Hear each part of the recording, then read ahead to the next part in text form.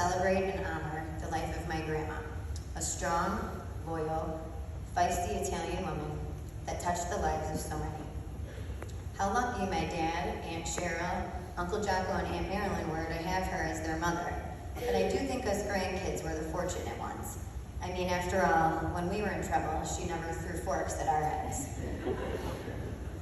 I stand before you again today with the thoughts, memories, and sentiments of my siblings and cousins. What better way to honor Gram's life than through the words of her cherished grandchildren? Samantha wrote, "To my beautiful grandma and godmother, I am so grateful to have had so many memories with you. You and Grandpa were at every high school soccer game and every volleyball game and track meet. The traditions that you have created within the Fiorella family will be something I will cherish and pass along to my kids someday." We all knew the day after Thanksgiving was the day to meet at their house in our cozy PJs and Dunkin' Donuts in hand to prep the regatta cheese and dough for the ravioli assembly line. I was honestly always scared to be the closest closer next to you because you were a tough critic when it came to the wraps. I know you will be looking down on us this year with a smile on your face, seeing us make them in honor of you and Grandpa. Nora said, one of my favorite memories of Gram is when she would babysit all 5 of us. 5 crazy kids in a small South Side house. It was perfect for pranks. One night, Gram thought I was sleeping. Oh boy, was she wrong. I crawled on the floor and was hiding behind one of the kitchen chairs. Without skipping a beat, I heard her footsteps come creeping from the living room. Before I could jump out and scare her, she came from the other end of the table and started smacking me with, of course, the wooden spoon. I hated that spoon, and she hated my baby blanket. She would always tease me and say she was going to throw it away. But deep down, I knew she never would. She was the sweetest, except when she was yelling at me because I stuffed too much regatta cheese in the raviolis. We will keep the traditions alive because we learned from the best. While you and Grandpa are watching over me, please send us some sunshine. I love you and miss you. Allison wrote, a lot of things come to mind when I think of Grandma. The first thing obviously being that she never left the house without her red lipstick on. I also will never forget eating grapes and iced oatmeal cookies with her as a little girl while watching TV in the TV room or sitting in the driveway. She still always had oatmeal cookies on the counter whenever we came to visit. I'll never forget how Grandma and Grandpa bickered like the typical old married couple, but you knew they loved each other more than anything else in the world. I am honored to help keep the Rose legacy going. Stephen recalls, one of my many memories of Grandma was when I was younger. She was watching us kids at dinner time one night and we were eating spaghetti. I loved to make spaghetti sandwiches when I was little. And when I did this in front of her, she yelled out, "What are you doing? What kind of Italian are you?" I don't think I continued making spaghetti sandwiches for too much longer after that. Also, while I was living in Milwaukee, I asked Grandma if she could make me some extra raviolis so I could take them back with me. Of course she did it, and I thought nothing of it. Until Christmas Day, when everyone else made a fuss because they were jealous and never got to take any home.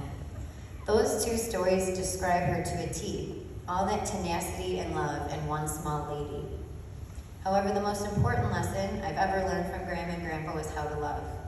Those 2 are the perfect example of a loving, successful marriage. Michael said he'd never forget Grandma's crooked middle finger, how she'd never let me come over without feeding me, how welcoming she always was to Courtney when we spent time at their house, and the one time she babysit us, I hid extra food under my plate and I thought I was fooling her. Nope, she caught me. Andrew wrote, I have many fond memories of Grandma Rosie growing up. As we know, Gram was a bit vertically challenged. As a kid, it was quite the accomplishment when we grew taller than her. For some of us, that didn't take very long. I'm grateful that we were able to grow up so close to Grandma and Grandpa's house on Keeler. We got to take plenty of bike rides to visit them, spent many summers swimming in their pool, barbecuing in the driveway, and celebrated all of our holidays together. I'll definitely miss the great meals she always prepared. And of course, I'll never forget sneaking into the kitchen cabinet to loot her stash of gum and candy bars that were always fully stocked. I loved talking with Grandma and Grandpa around the kitchen table, and I could listen to their stories for hours. The best was when they would lovingly argue over the details of the story. Most of the time, Grandpa would let his mama have the last word, as any good husband does. Lastly, I'm going to miss the many phone calls in which she'd call for medical advice. She was and will forever be my favorite patient to counsel. Natalie stated, Grandma and I are the smallest in the family, but probably the craziest. I obviously get my height and my attitude from her. As loud as we are, though, it all comes from a place of love. We stand by those we care most about. She also always taught me to have some sort of food around when company was over, or at least a Weber's coffee cake. Ramp Day just won't be the same without her yelling at me to make sure I seal them all correctly. Jessie wrote, Grandma Rosie, our matriarch, you are the reason. Graham, you are the reason that I gave up on lipstick. Because truth be told, it always seemed to me like an awful lot of work just to keep it on. After kissing everyone in our big Italian family and leaving your mark, after a glass or three of Carlo Rossi, time to reapply, and even reaching for that beautiful shade of Coraline from your hospital bed post-surgery. Now that takes a certain level of commitment that I just don't think I have. Graham, you are the reason that Mike and I never forgot our anniversary. Because a few days prior, without fail, we would always get our reminder, happy anniversary card from you. Even when you were in the hospital, a birthday card magically came in the mail from none other than Grandma Rosie. Needless to say, no one in my house was the least bit shocked. You were always on it. Graham, you are the reason why I finally know it's Carlo Rossi Burgundy, not Chianti. Bless Grandpa's heart, but he just didn't have it in him. After all of the years of Christmas wine, to break it to me. Luckily, though, you did. Graham, you are the reason that I'm apparently going to have to learn to cook after 38 years of my microwave serving me just fine. Don't get me wrong, I thoroughly enjoyed our grandma-granddaughter cooking date in college. Unfortunately, though, I think we had both very different agendas that day. Yours, to actually teach me how to cook. And mine, honestly, to just spend some quality one-on-one time with one of my most favorite humans. But a promise is a promise, and I know somehow, some way, you heard the promise that I made to you just days before you left us.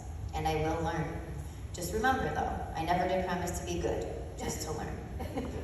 Graham, you are the reason. You are the reason that this family is tough. You are the reason we are loyal. You are the reason we are so incredibly close. You are the reason we live wildly, and the reason we love hard. Also, please know you are also the reason we all speak so loudly on the phone when talking to any other Fiorella. Always have and always will. Love you forever, Graham. Matthew shared, it's fitting that nearly all comments I felt compelled to offer regarding Grandpa fit very well with my memories of Graham. Their collective demonstration of love, commitment to and sacrifice for family, and passion for life will always be difficult to match. But I do have to emphasize Graham's emotional connection to her family. Every goodbye was as if it were the last, and every hello as if it had been an eternity. She always made me feel welcomed, loved, and appreciated in the special way that only she could. More specifically, she knew that part of the key to any man's love, including mine and Grandpa's, is through their stomach. From ravioli to salad in the green bowl and everything in between, anything coming from her kitchen was incredible. The only cook better, in my experience, might have been Grandma Bean, but I'd never say it. And of course, it was only on rare occasion that the spoon had to be turned from the pot toward me with a scolding command that only she could offer with such strict severity at less than 5 feet tall.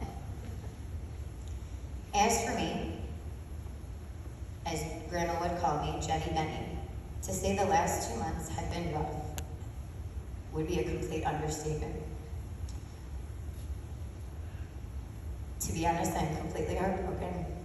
I have always functioned under the illogical reality that Grandma and Grandpa would always be here. I I've never allowed myself to even fathom the idea of my life without them. I did this simply because imagining my life without them is just not possible. Growing up, I adored hanging out with Grandma. Jessie and I were able to spend many weekends overnight at her house, and we loved it. We would swim and have barbecues most times with our other Fiorella cousins. Grandma always kept the best generic soda under the basement stairs, and there always was a black cherry soda for me when I came. It's like she knew it was my favorite. We took walks to the park and would always stop to visit Bonnie. We went shopping, Grandma always driving with her head just peeking over the steering wheel, but only because of the numerous pillows she was sitting on. Yes, there was more than one pillow. We would cook and bake, and I distinctly remember her rattling off the ingredients and how to complete each step, always adding in her little secret about how to do it just right. And of course, every night always ended on the couch, watching the news and then Hunter. A cup of coffee for Grandpa and a bag of popcorn for me and Jessie.